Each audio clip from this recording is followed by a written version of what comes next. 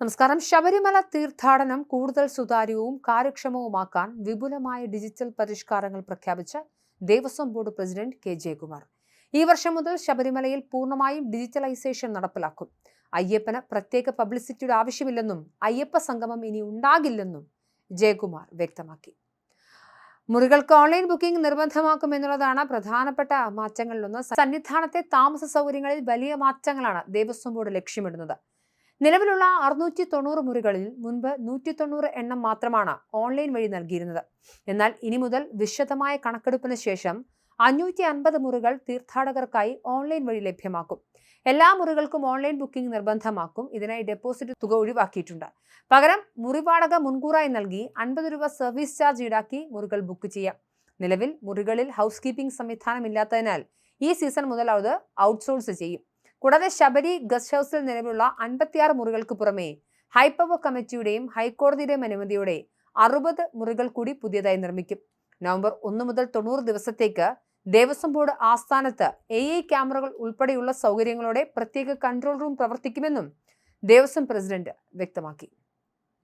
അസം ഒരു ദിവസം 5 പടിപൂജകൾ, അന്നദാനത്തിന് വ്യക്തിഗത സ്പോൺസർഷിപ്പ് ഇല്ല എന്നതും മാറ്റമായി വരുന്നുണ്ട്. തിരക്ക് നിയന്ത്രിക്കുന്നതിനായി AI സാങ്കേതികവിദ്യയുടെ സഹായത്തോടെ സന്നിധാനത്ത് ക്രൗഡ് കൺട്രോൾ റൂം സ്ഥാപിക്കും.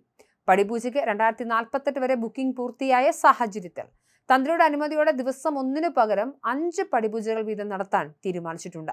തീർത്ഥാടന കാലയളവിൽ ഭക്തർ ക്യൂവിൽ കാത്തു നിൽക്കുന്ന സമയത്തിന്റെ ഗുണനിലവാരം ഉയർത്താനും നടപടിയുണ്ടാകും. തീർത്ഥാടനത്തിനിടെ മരണപ്പെട്ട 54 പേരുടെ കുടുംബങ്ങൾക്ക് 1 ലക്ഷം രൂപ വീതം ഇൻഷുറൻസ് സഹായം നൽകാനും തീരുമാനമായി.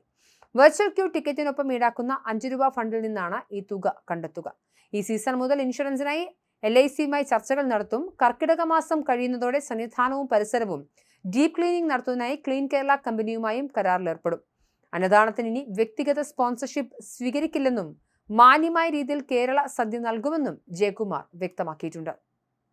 ശബരിമല നിർമ്മാണ പ്രവർത്തനങ്ങളുമായി ബന്ധപ്പെട്ട് വാസ്തുവിദ്യ ഗുരുകുലത്തെ കൺസൾട്ടന്റ് ആക്കും. ഇടത്താവളത്തിലെ സൗകര്യങ്ങൾ കുറ്റമറ്റതാക്കാൻ ടെക്നിക്കൽ ക്വാളിറ്റി എഞ്ചിനീയറിംഗ് ടീമിനെ നിയോഗിക്കും. സന്നിധാനത്ത് പുതിയ തീർത്ഥക്കുളം നിർമ്മിക്കാനും പദ്ധതിയുണ്ട്. ഊരാളുങ്കൽ സൊസൈറ്റിക്ക് 6 കോടി രൂപ നൽകാനുണ്ടെന്ന് അവരുടെ വാദത്തോട് പ്രതികരിച്ച പ്രസിഡന്റ് ദേവസ്വം ബോർഡ് ഓഡിറ്റർ ഇത് സമ്മതിക്കുന്നില്ലെന്നും വ്യക്തമാക്കി. ബോർഡ് പണം നൽകാനുണ്ടെന്നത് ശരിയാണെങ്കിലും അത് ബോർഡിന്റെ തുകയിൽ നിന്നും നേരിട്ടെടുത്ത് വീട്ടാൻ സാധിക്കില്ലെന്നും ആലോചിച്ച് ബാക്കി തീരുമാനമെടുക്കുമെന്നും അദ്ദേഹം പറഞ്ഞു. ശബരിമലയുമായി ബന്ധപ്പെട്ട മറ്റ് വിവാദങ്ങളോട് കാലമുണക്കാത്ത മുറിവുണ്ടോ എന്നായിരുന്നു അദ്ദേഹത്തിന്റെ പ്രതികരണം. എന്തായാലും അയ്യപ്പന് പബ്ലിസിറ്റിയുടെ ആവശ്യമില്ലെന്നും ഇനി ആഗോള അയ്യപ്പ സംഗമം നടപ്പിലാക്കില്ല എന്നുമാണ് പറയുന്നത്. കെ ജയകുമാർ എന്നത് പിണറായി സർക്കാരിന്റെ ഭരണകാലഘട്ടത്തിൽ ഏറെ വിവാദങ്ങൾ ഉണ്ടായ ഘട്ടത്തിൽ ദേവസ്വം പ്രസിഡന്റായി നിയോഗിക്കപ്പെട്ട വ്യക്തിയാണ്. ഭരണം മാറി, പിണറായി മാറി, VD സതീശന്റെ സർക്കാർ അധികാരത്തിൽ വന്നു. അപ്പോൾ തന്നെ അദ്ദേഹം ആഗോള അയ്യപ്പ സംഗമവും നടപ്പാക്കേണ്ട ആവശ്യമില്ല ഇനി എന്നുള്ള നിലപാടിലേക്ക് എത്തിയിരിക്കുകയാണ്. എന്തായാലും സമഗ്രമായ മാറ്റങ്ങളാണ് പ്രഖ്യാപിച്ചിട്ടുള്ളത്.